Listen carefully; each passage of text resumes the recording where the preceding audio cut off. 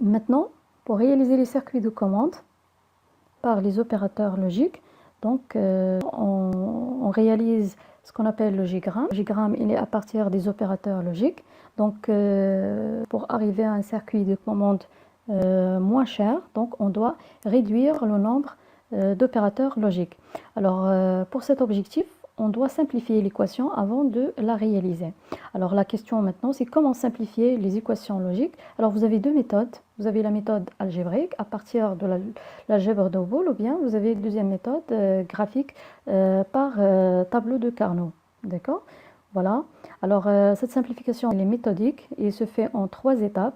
Alors première étape, d'après la table de vérité, on remplit le tableau de Carnot. Voilà un exemple de table de vérité. Vous avez une sortie S en fonction de 3 variables d'entrée, A, B et C. D'accord? Alors au total, vous avez 8 combinaisons. D'accord? Voilà donc la sortie ou bien l'équation logique de la sortie S qui n'est pas encore simplifiée.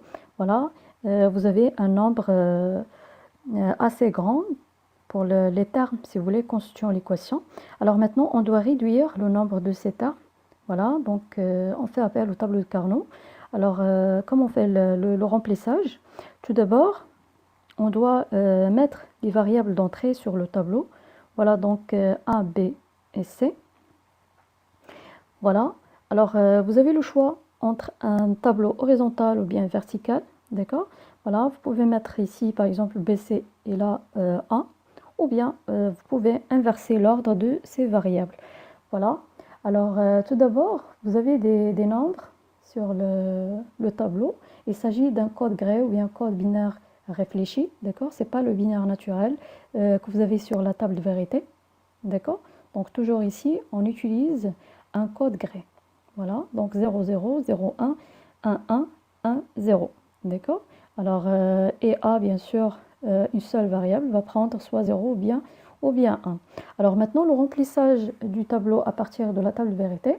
Alors, pour la combinaison 0, 0, 0, alors c'est A égale à 0, égale à B, égale à C. D'accord? Donc, S va prendre la valeur 0. Voilà, donc 1. Alors, pour 0, 0, 1, vous avez S égale à 0. Pour 0, 1, 1, vous avez S égale à 1, et ainsi de suite. D'accord? Voilà. Alors, deuxième étape. Alors, on va effectuer, si vous voulez, des regroupements sur le tableau de Carnot. D'accord? Voilà, donc il y a des règles à respecter. Alors, première règle, donc toujours, on fait un regroupement qui fait partie de la puissance entière du nombre 2. Ça veut dire, alors on peut mettre un regroupement d'un nombre 1. Alors, 2 à la puissance 0, c'est 1. 2 à la puissance 1, ça fait 2. D'accord? 2 à la puissance 2, ça fait 4. D'accord? 2 à la puissance, par exemple, 4, ça fait 16. D'accord? Donc, toujours les regroupements, ils doivent être de la puissance du nombre 2. D'accord? Sinon, par exemple, 3 ou bien 7 ou bien 6, donc ça ne fait pas partie de la règle du tableau de Carnot. D'accord? Voilà, on ne fait pas bien sûr des regroupements d'une façon diagonale, donc toujours le regroupement qu'on réalise, il doit être soit vertical ou bien horizontal, d'accord? Alors, il y a aussi une règle à respecter, c'est qu'on doit chercher, si vous voulez, le minimum des regroupements, d'accord? Et bien sûr, dans chaque regroupement, la quantité du nombre 1 doit être maximale. Ça veut dire on doit mettre un nombre maximal du chiffre 1, d'accord? Voilà donc un exemple ici pour la sortie S. Alors, on a fait le premier regroupement, d'accord?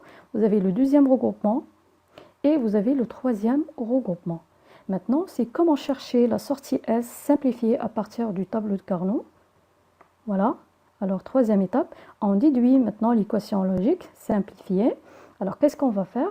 Alors, on va prendre le premier regroupement. Voilà, donc le premier regroupement.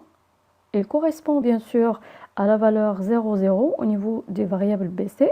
Et bien sûr, A, elle a changé de valeur, elle a passé de 0 à 1. Alors, il y a une autre règle pour tableau de Carnot. Alors, pour bien sûr écrire ces termes-là sur l'équation, donc on doit juste garder les variables inchangées, d'accord? Et bien sûr, les variables changées seront supprimées. Alors, exemple, le premier regroupement, ça correspond à B égale à 0, C égale à 0. Donc, B, il est inchangé. La même chose pour C. Donc, on a gardé B bar, C bar. Alors pourquoi bar? Parce que B et C égale à 0.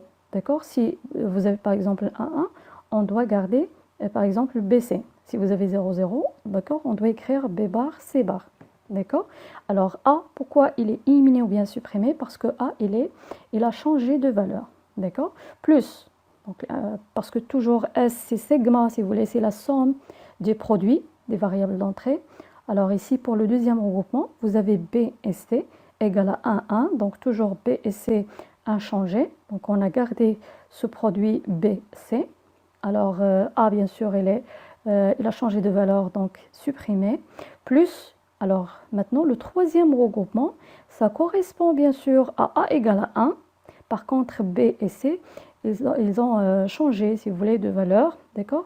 Alors seront supprimés. On a gardé juste la valeur 1, d'accord? Voilà donc un exemple de tableau de Carnot, d'accord? Pour simplifier une équation logique.